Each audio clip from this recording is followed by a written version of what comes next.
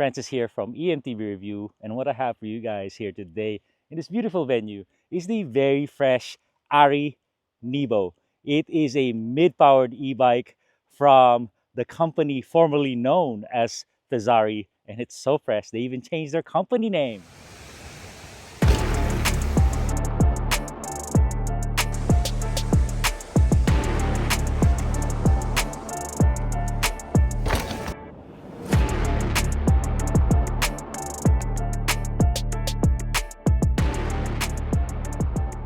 Ari Nebo. Would have been Fezzari Nebo Peak, but now it's Ari Nebo 140 travel on the rear, 150 in the front, 29er wheels, can be mulleted, and it is sporting the dominant motor right now in the mid-power segment, the Fezzari Ride 60 motor. It has between 50 and 60 newton meters of torque, and it has a 430 watt-hour battery. And let me tell you guys, I am kind of expert now in the mid-power segment. I just did a shootout of about 5 or 6 bikes in this category, and I have a lot to share with you guys. So I have a lot of insight. This is not my first rodeo when it comes to mid-power. So the choice of motor is very good. It's the leading motor right now. The Fezzari Ride 60. It's now seen on the Heckler SL, Pivot SL, and the Transition Relay.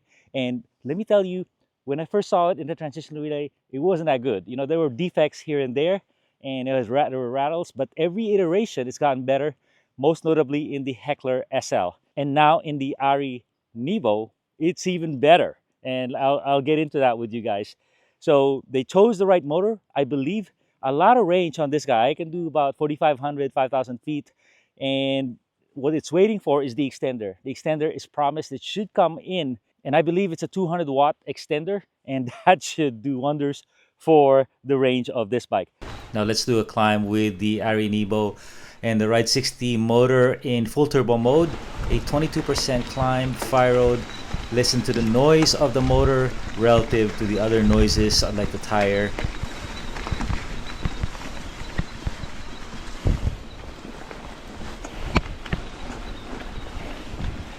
So right there is the noise of the Fezzari system. Full turbo, full wattage on a 20% grade. Can barely hear it. Can barely hear the motor, and all you really hear is a slight whistling sound. Okay, so what else is going on with this bike? Fezzari, you know, I've been with them for like 15 years since I first started testing their bike, and my initial instinct was like, whoa, bro, you gotta change that company name. It sounds too much like Ferrari. But they kept going with it, you know, they kept growing, and everyone who kind of knows the brand, the brand name is a hindrance because it prevents it from being premier like Santa Cruz or Transition or Yeti. It's just too close to the car manufacturer. But now they're big. You know, even through the pandemic, they were doing well because they didn't have these inventory issues. You know, they're kind of made to order, and they do well managing their inventory and their cash flow. So with that, they said, okay, this is our opportunity to pounce. Let's rebrand. I'm sure it's hundreds of thousands, if not $1 million, to rebrand something like this. And they said, okay, let's make a bike that's premier. The other thing I know about Fezzari is they're really good value. You know, you get a lot for your money. But when you say, the main thing you can say about the bike is you get a lot for your money, that probably means the bike is not the best out there. And, you know, it's just a good contender, but you get a lot for your money. They made some really good waves with the Fezzari Peak, the full-powered one with the EP8 motor, but it had a 630 watt-hour battery, and that Shimano motor had a hard time competing with the current motors like the Bosch. This one, they're right on the right motor, and they said, okay, let's reinvent the chassis. You know, we learned a lot from the Peak and their LaSalle Peak, which I love, by the way. And they said, let's make 140, 150. Let's make it really light, this frame, and then carbon swing arm right here, and let's make it really low. So this thing, this seat tube, the standover height, is the lowest that I've seen. And they even kind of flattened it out right here. So they've made extra lengths to make it rad. And when they shipped it to me, they gave me a 200 mil dropper. and I think I can fit in a 220. For a 5'7" guy with 30 inseam, that's like hallelujah. And I think they've chose the right travel for this kind of mid-powered bike, as long as it's plush and supple. You know, I don't want it harsh and super pedally responsive, because you got a motor helping on that part. You know, get help on the bomb-proof ability and the suppleness of the bike. So other things they did was they put a flip chip on the chainstay, and that allows you to change the length 435 or 440. Normally 440 for big guys and 29ers, 435 for mullets. I've been riding it as a 29er, and let me tell you, I'm so impressed, because I'm rarely impressed by 29er e-bikes. But this one is good, agile, and I can't wait to get on it with mullet wheels. Frame really is responsive, and I'll get to the right quality, but let me touch on the components, because they have $59.99, $69.99, and $79.99. And this is the $79.99, or let's call it 8K. This 8K build is top of the line. And what it has is Access EXO DT Swiss 1700 wheels. And it has RockShox Super Deluxe on the rear with a big reservoir. And the Lyric, the new Lyric 30. And what's really cool about this Lyric is it has this, the butter, I call it the butter knob, which is you can dial in how much buttery suspension you have, and it's even more supple and buttery than the Fox 36, Fox 38. So really cool. And to top it off, they have good relationships with other companies, One Up Components, One Up Bars, One Up Stem, and the One Up Dropper. No need to upgrade. Ergon grips, Ergon saddle. These are the best grips and saddle that I'm using today. And if you don't like what's coming with it, you know, it comes with dissector, I believe, front and rear tires from Maxxis. You can say, hey, give me a Assegai on the front. You know, so you can do that. They have that flexibility, or give me a 220. So they have that flexibility with their ordering system. But $79.99, you know, before it even goes on sale, that's pretty darn good. But the other spec highlight is SRAM Maven brakes. SRAM Maven brakes. So let me tell you, I've ridden this bike a lot, almost every day as soon as I got it, because I had to review the SRAM Maven brakes. You know, a lot of engineering went in on that, and I think it's the number one and the number two brake, four-piston brake in the market today. It's that good. And what shocked me with them is, go, hey, we'll give you 180 rotors. I go, hey, I haven't ridden a 180 rotor since I've ridden e-bikes, but that's all I've been riding, and it's good. It's that good, that powerful.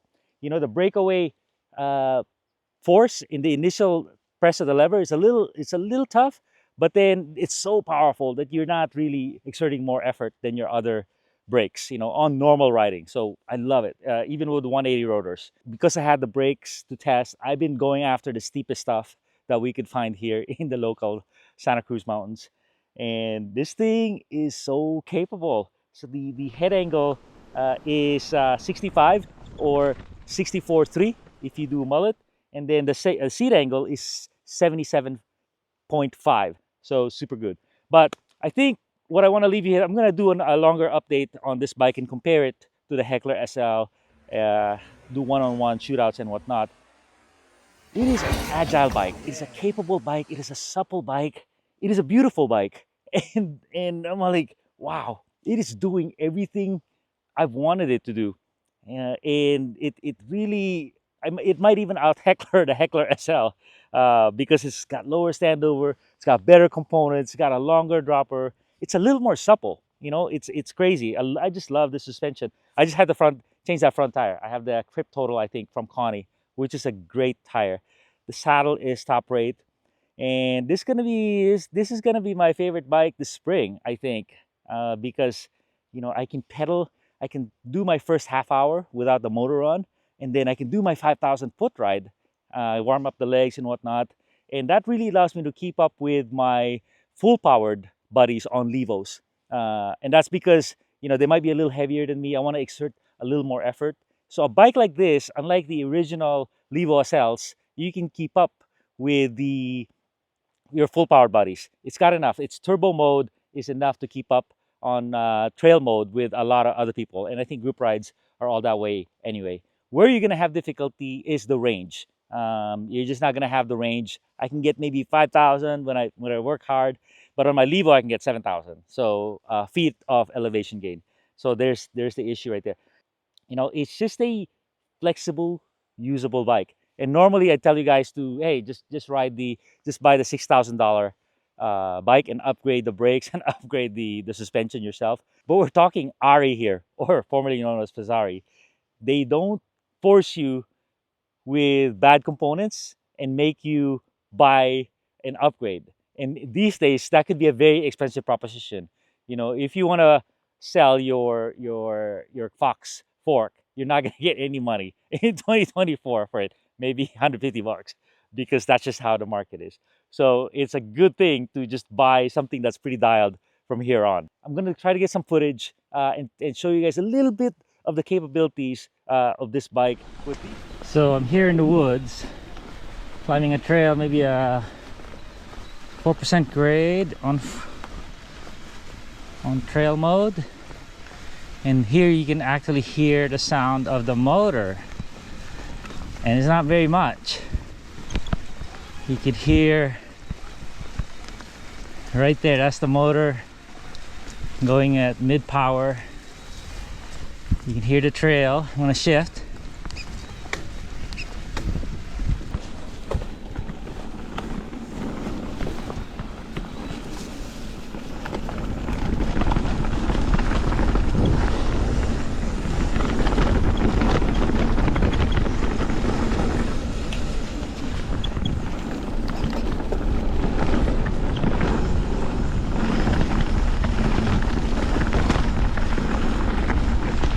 Very quiet motor indeed, with a lot of usable power, but this bike is not for everyone. The ideal buyer is the person looking for a second e-bike to complement their full-powered e-bike, and maybe the person who is afraid of the weight or can't handle the weight of a 55-pounder, and finally maybe a holdout, someone who's not convinced of the merits of an e-bike compared to a very capable analog bike. And I'll close with some weaknesses of the bike. A weakness is, this is a rebrand, so not everyone's gonna recognize the name of your bike for about a year or two. And then the Fatsuwa, as good as the power is, there were some technical problems in the past that they've mostly overcome, but it's not a sure thing. The 5 LED battery indicator is a little bit primitive in 20% increments, and the ring controller, even though more reliable now, is really not up to snuff with the beating that a mountain bike can deliver. Also remember that the battery is not removable and the extender is not yet available. And a final minor complaint is the chainstay length. I'm riding in short mode of 435 with 29er wheels. So when I go to 27.5 wheels, I can't shorten the chainstays, unlike the Levo SL. It would have been nice if it was optimized for, shorter chainstay where not a 29er wheel can fit as well. With these brakes, this motor, and soon I'm gonna mullet it with some big tires. It's pretty darn good. Thanks a ton, everybody.